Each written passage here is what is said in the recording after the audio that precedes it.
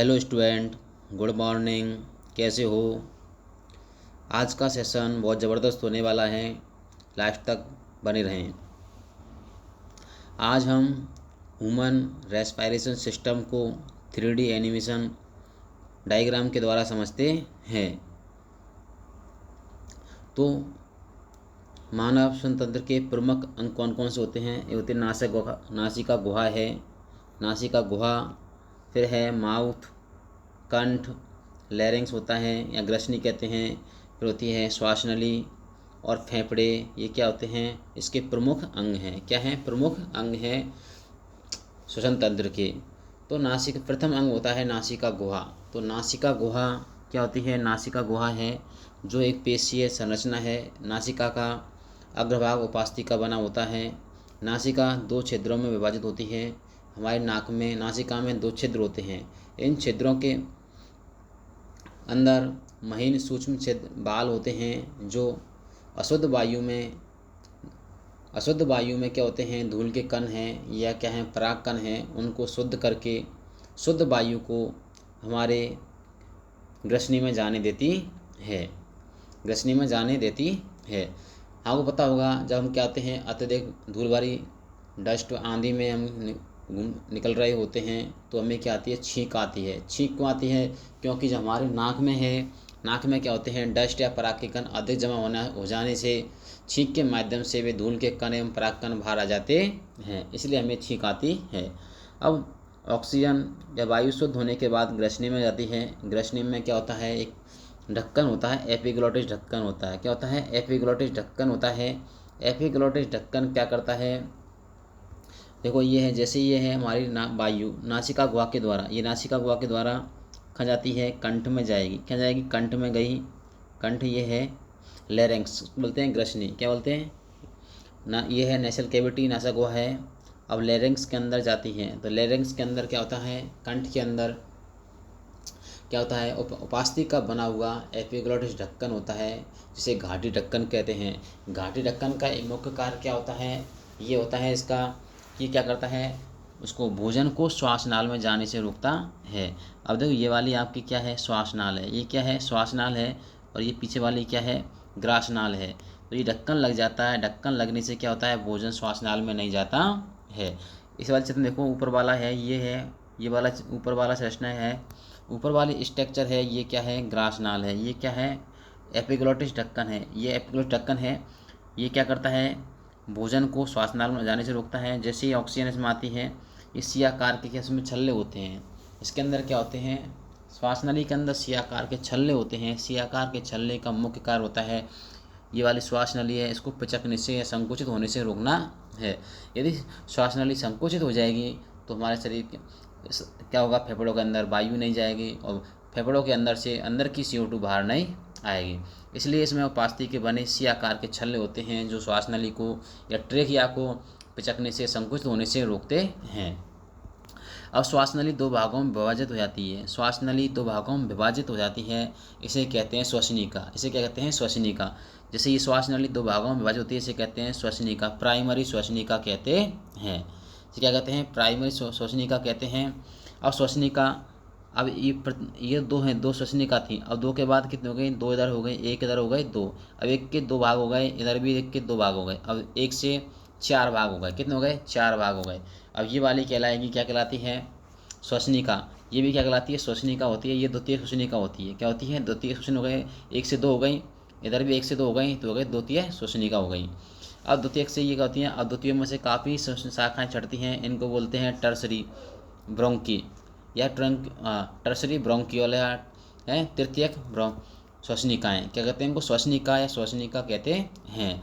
अब श्वसनिकाओं के अग्र सिरे पर क्या होते हैं? एल्वुली सेल्स होती हैं। इस तरह गोलाकार संरचना होती हैं, इस तरह की गोलाकार संरचना होती हैं। इन पर जो गुब्बारेनुमा संरचना होती हैं, एक गुब्बारेनुमा संरचना क्या करती हैं? गैसों का विनिमय करती हैं। गैसों का विनिमय मतलब एक्सचेंज होता है। इनमें से जो हमने श्वसन क्रिया के माध्यम से जो ऑक्सीजन हमारे फेफड़ों के अंदर गई थी, वो तो क्या होती है? ब्लड में मिल जाती है। और जो ब्लड में उपस्थित CO2 क्या होती है? फेफड़ों में जाती है और विसरण की क्रिया के माध्यम से पुनः क्या होता है? पुनः बाहर निकल जाती है। देखो इस वाले चित्र में देखते हैं, ये हमारी क्या है, नासा को है। नासा गुहा से क्या होगा, ऑक्सीजन किस में जाएगी, कंठ में जाएगी, ग्रसनी में जाएगी, ग्रसनी से गई ग्रासनाल में। किस में गई, ग्रासनाल होती है ये वाली सामने वाली ग्रासनाल है, इसमें ये आता है भोजन जाता है। जबकि ये वाली है, ये क्या है हमारी श्वासनाल है, ये वाली क्या है श्वासनाल है, इसमें क्या होगा ऑक्सीजन जाती है। और ये वाला ढक्कन है, ऊपर वाला ढक्कन है, ये क्या है एपिग्लोटिस ढक्कन है, ये क्या है एपिग्लोटिस ढक्कन है। ये वाले स्ट्रक्चर है आपकी, ये क्या है एपिग्लोटिस ढक्कन है। जैसे क्या होती है भोजन आता है, ये ढक्कन क्या कर देता है, श्वास नली को बंद कर देता है, श्वास नली को बंद कर देता है। देखो ये है, जैसे क्या आएगा भोजन इसके अंदर आएगा, ये क्या कर देता है, ये वाला भाग इस पर आ जाएगा, यहाँ पर बंद हो जाएगी और भोजन इसके अंदर नहीं जाएगा। तो एपिग्लोटिस ढक्कन क्या होता है, ये पेशीय संरचना होती है, उपास्थि का बना होता है, बिल्कुल मांसल संरचना होती है, इसके अंदर कोई हड्डी किसी प्रकार की हड्डी नहीं होती है। तो ये इसका एक ही मुख्य कार्य होता है, ये भोजन को श्वास नली में जाने से रोकता है। अब ये वाला ढक्कन यहाँ लग जाएगा, फिर ढक्कन तो क्या होगा, जैसे भोजन मुंह के द्वारा जाता है, ये वाला भोजन यहाँ से जाएगा, इस श्वास नली का नहीं जाएगा और इसमें सीधा कहाँ चला जाएगा, आपकी ग्रासनाल में चला जाता है। यह आपके यहाँ तक समझ में आ गया, मैं आशा करता हूँ।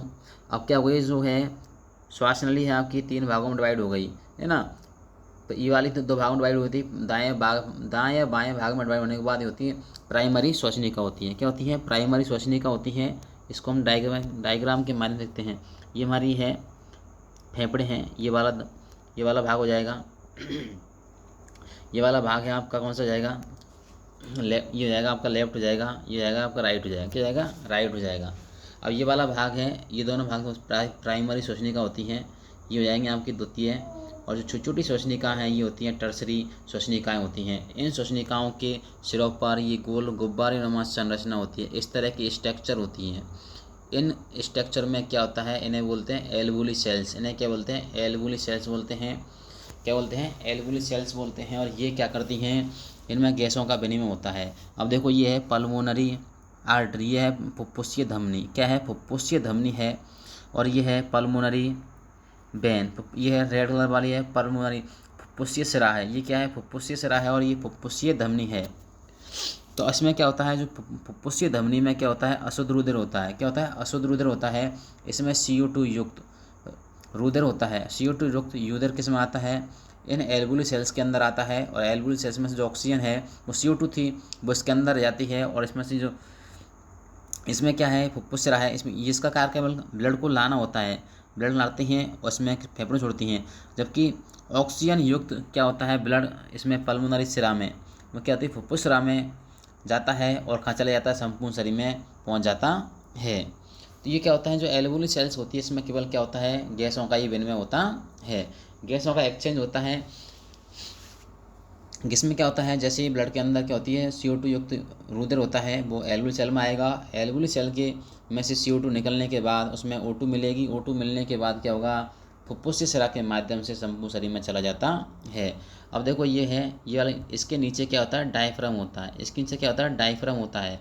जैसे ही ऑक्सीजन इसके अंदर आती है, डायफ्राम क्या होता है, यहाँ से डायफ्राम नीचे चला जाता है। क्या होगा, डायफ्राम नीचे जाएगा।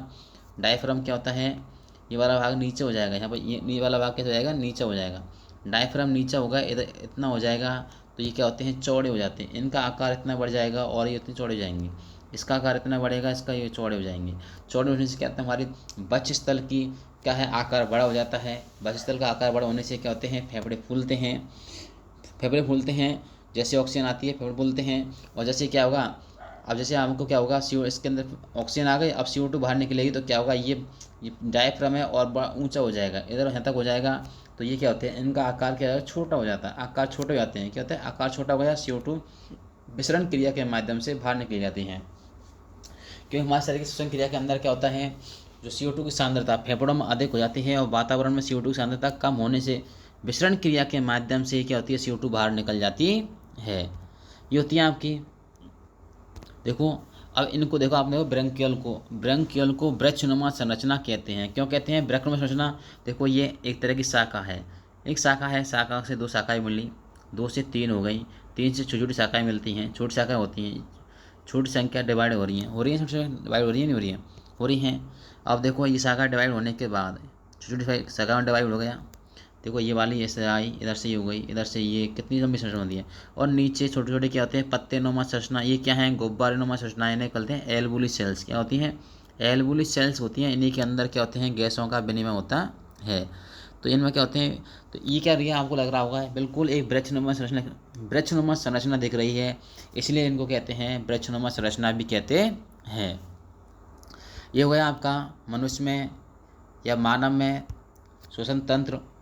देखो एक बार देख लो इसको, ये डायग्राम है, ये नीचे वाला क्या है, डायफ्राम है। डायफ्राम जैसे ही ऑक्सीजन इसके अंदर आती है चपटा हो जाता है, और इसको CO2 बाहर निकालने तो ये क्या होता है, संकुचित होगा। संकुचित होने के बाद क्या होता है, चौड़ा हो जाता है, और फेफड़े क्या होते हैं, सिकुड़ जाते हैं। ये रियल फेफड़े हैं, इस तरह के एक्स्ट्रा होती है। और इस जो आगे फेफड़े होते हैं वो गद्दीनुमा संरचना होती है, स्पंज जैसी संरचना होती है, इसको हम ये है। तो ये आपका मनुष्य का क्या है, श्वसन तंत्र है। इसमें से CO2 बाहर निकल जाती है, इसके माध्यम से निकलती है। देखो ये है, जो ये नीले रंग की है ये तो होती है फुफ्फुसीय धमनी, और रेड कलर की होती है ये फुफ्फुसीय स्राव होती है। इसमें हमेशा फुफ्फुसीय, नीले कलर की फुफ्फुसीय धमनी में हमेशा अशुद्ध रुधिर बहता है, इसमें CO2 युक्त रुधिर होता है। जबकि रेड कलर की स्ट्रक्चर है, इसमें क्या होता है, O2 युक्त रुधिर होता है। इस प्रकार मनुष्य में गैसों का विनिमय होता है। ये है रिया आपका मनुष्य में श्वसन तंत्र। दोस्तों वीडियो अच्छा लगे तो ज़्यादा शेयर करें, लाइक एवं कमेंट करें, अपने दोस्तों को भी शेयर करें। और चैनल पर नए हों तो चैनल को सब्सक्राइब कर लें, बेल आइकन को दबा लें, जिससे आपको आने वाली वीडियो का नोटिफिकेशन मिल जाए। थैंक यू, धन्यवाद।